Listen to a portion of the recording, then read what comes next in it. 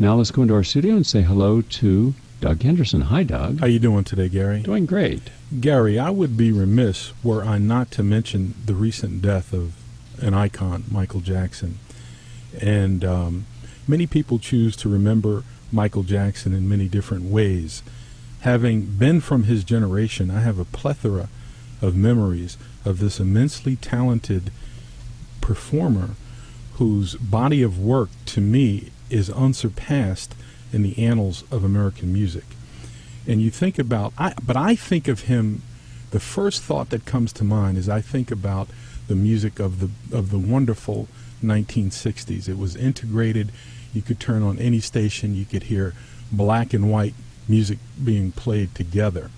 That started changing in the 70s, where radio playlists became increasingly more segregated, and circa about 1979 it reached its peak where it was fully segregated. And then in 1981 MTV was formed, and MTV adopted the playlist from the rock and from the pop stations, which means they adopted a segregated playlist. And it was very rare that you got to see any performers of color on MTV. And unless every now and then I'd see a clip of Hendrix at Monterey or at another concert, Woodstock, but you didn't have that. They only played white artists. And then Michael came out with, to me, what is his magnum opus, Billie Jean. And that was in 1983. Still, there was resistance at MTV not to play it, but thank God wiser heads prevailed, and they played it, and it opened a floodgate for other performers of color to be shown on MTV, and it integrated the stations. And I watched the BET Awards last night, and I was very, very moved by what he meant to so many generations. Gary, like you view Elvis, or I view Jackie Wilson, many people view Michael Jackson, and I just like to say, rest in peace, Michael. I look at it differently. I believe that in our society, the moment you go into the public arena with anything that you create, a book, a record, a film, anything at all, the public has a choice to look at your work or look at you and your work. And some people are confused by the idea that the person becomes more significant than the work. I like to think that the work is what should be the focus, so that the person creating it has some sense of balance in their life, because it's very easy to not have any boundaries around you, your own inner sanctum. And in some ways we see what happens when people cannot create a healthy boundary between their work, their creativity, and the ability to pace themselves through their own life. It was James Thurber, great American author, who said all men should strive to learn before they die what they are running from, running to, and why. And very infrequently you will find people in the creative arts, and I have counseled over 1,000 of the 76,000 people I've counseled. 1,000 have been in all the different arts in every form, and most have been very well achieved, and some were the most achieved in their field. So I've had a chance to spend a lot of quality time speaking with people about the issues. They may come in because they have one health issue, and then you realize how that health issue unwound itself down to what they feared. Anyone who creates today has a certain amount of fear that they have to contend with, because we have taken away the pure art and pure spirit of creativity, and we have made it so commercial, and then we have made it so disposable, where we have no memory of almost anything that's created. It comes and it goes in a blink of an eye.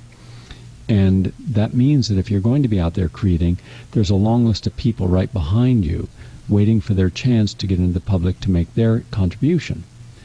And once you make a contribution, if you become successful, you have to understand that your success becomes the very road that ends up destroying you, because then you lose who you are, and then suddenly you become the most important thing to people.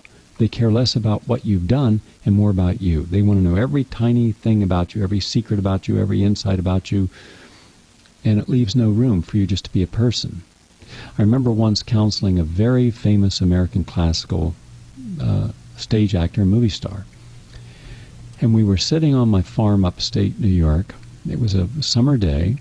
It was raining. It was a warm rain, and I was looking around. I didn't see him. I went in the bar, and there he was sitting on a bale of hay. But around him were a lot of animals, the goats and a lot of other people. And he said to me, he said, "This is just heaven." He said, "I can't tell you how at peace I feel, how complete." And I said, "Well, the good news is you can go back home and you can create this back where you live in California." He said, "No, I can't." I said, "Why not?" He said, "People don't want to know that I'm sitting on a bale of hay, relaxing with some goats and some sheep and a cow and a pony. They don't want to know that I'm this way. They don't want me to talk as I would normally talk with anyone around my house each day. They don't want to know that my day is really no different than theirs, waiting for the phone to ring, talking with people on the phone, waiting for the next meal. They like to think that I wake up each day and I have a whole bunch of great things I'm doing. Every word out of my mouth is articulate. I walk down red carpets with my famous wife." He said, "Why do you think that all the rich and famous people live in the same area? You don't see them living where they grew up. They could. They choose not to, because at least here we all pretend together." And I thought about that for a moment. You all pretend together. And then it reminded me of something that my father told me a long time ago. And it just stuck with me. And it's something I'll share with you in a moment that might give us some insight. Well, I'll share it with you now. I just finished the longest walk in American history with Zach Jones and Roy McCase. We had walked over 135 miles nonstop to celebrate the bicentennial of West Virginia, or the centennial of West Virginia, and we were sore and blistered, and I had been invited to go to some of the local places and to do a little talk about the walk, and I was really feeling good about it. My father took me into a tavern, and it was called the Red Tavern, and my father owned it. It was a little tiny place, and after school we'd go shoot pool in the back, and the older people would sit at the bar and drink beer. There was no alcohol served except the 2% beer, I think, or 3% beer, and that means they'd drink a lot of it and eat potato chips and talk. And he said, "No," I said, "What do you know about each of the people here?" I remember this was a Saturday. I'm looking. I said, "Well, I know all the people." He said, "But what do you know specifically?" And then I started mentioning about what each person talked about. And he said, "Do you notice that when that person goes to talk about that one thing they did that was so remarkable on the football team, 8 years ago, everyone in the place goes silent?" I said, "Yeah." "How many times you heard that story?" I said, 1,000 times. He said, "Yeah, and you'll be hearing it for the rest of that person's life. And each person in here is going to give a solemn moment to the person that achieved something." And I said, "Why is that?" He said, "Because that's what was remarkable. A moment that is remarkable in a person's life is frequently all they have that distinguishes them from having a non-existence." And my dad said, so many people are so desperate for creating a personal challenge that allows them to have remarkable moments. But most people fail. He said, "Why do you think that my father was a gunner's mate in the USS Cross in the Pacific in World War II? And he says, "Why do you think that we never talk about the mundane things, but that one person who did something remarkable, maybe lost his life or sacrificed something for other people, we will never stop talking about that. Every time we get together at the Veterans of Foreign Wars, we talk about these stories, but they're the same stories that we've all heard 1,000 times, and we keep saying the same thing." He says, "Gary," he says, "the difference is you have a